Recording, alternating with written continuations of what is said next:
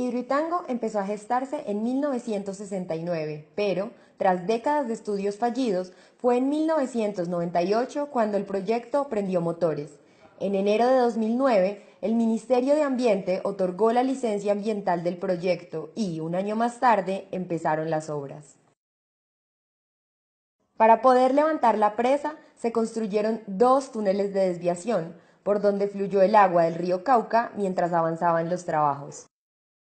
En octubre de 2017 finalizó la construcción del túnel intermedio, que era el único que iba a quedar abierto tras el fin de las obras. Por eso, a diferencia de los otros 2, debía funcionar con compuertas. En enero de este año, al acercarse el final de las obras, las entradas de los 2 túneles de desviación se sellaron con paredes de concreto. En el primero de los túneles se alcanzó a poner uno de los tapones definitivos de 22 metros de ancho. Pero el viernes 27 de abril, las caudalosas aguas del río Cauca, cargadas de piedras, troncos y desechos, taponaron el túnel intermedio, el único por donde seguía desviándose el agua del Cauca. 2 días más tarde, la presión del río lo destapó en horas de la tarde.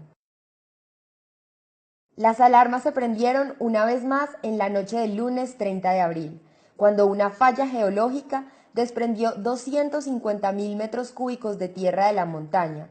Sin embargo, gracias a una especie de bypass que tenía ese túnel, el agua seguía fluyendo, aunque en menor cantidad. Pero luego, el lunes 7 de mayo, un nuevo desprendimiento de la roca taponó el bypass del túnel intermedio. Es entonces cuando el agua dejó de fluir y el embalse empezó a llenarse como una tina que no tiene por dónde desaguar. Ante la gravedad de la emergencia, el jueves 10 de mayo, EPM decidió inundar la casa de máquinas. Equipos como generadores, turbinas y transformadores quedaron sumergidos. 2 días después, en la tarde del sábado 12, el túnel intermedio se desbloqueó. Al estar represado, se convirtió en algo así como una manguera a presión. El caudal promedio del río en esta época es de 1.200 metros cúbicos de agua por segundo, pero esa tarde, cuando se abrió paso el agua, alcanzó los 6.000 metros cúbicos por segundo. Esta fue la causa de la subida del caudal del río Cauca aguas abajo. La corriente destruyó 3 puentes y dejó 600 damnificados.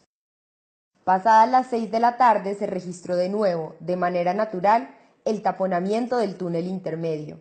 Desde entonces, el agua solo fluye por la casa de máquinas. Cuando todo parecía estabilizarse, el miércoles 16 de mayo, EPM informó que se presentó una obstrucción en la casa de máquinas. El agua empezó a salir por las galerías, que es por donde entran carros y trabajadores a ese lugar. El incidente dejó 4 trabajadores heridos y puso en alerta máxima a 5 municipios aguas abajo. 2 horas más tarde, el agua volvió a fluir con normalidad, pero en la medianoche de ese día salió una vez más por las galerías. Al otro día, el país se levantó con la voz preocupada del gerente de EPM. Si el agua sigue fluyendo por las galerías, podría permear la pata posterior de la presa, haciendo que colapse. Además, si el agua la rebosa, los 20 millones de metros cúbicos de roca y cemento podrían erosionarse y potencialmente derrumbarse, causando una avalancha que arrasaría pueblos enteros. Si ocurre el peor escenario, 1 hora después del colapso de la presa, la avalancha llegaría al corregimiento de Puerto Valdivia, en Valdivia, que se borraría del mapa.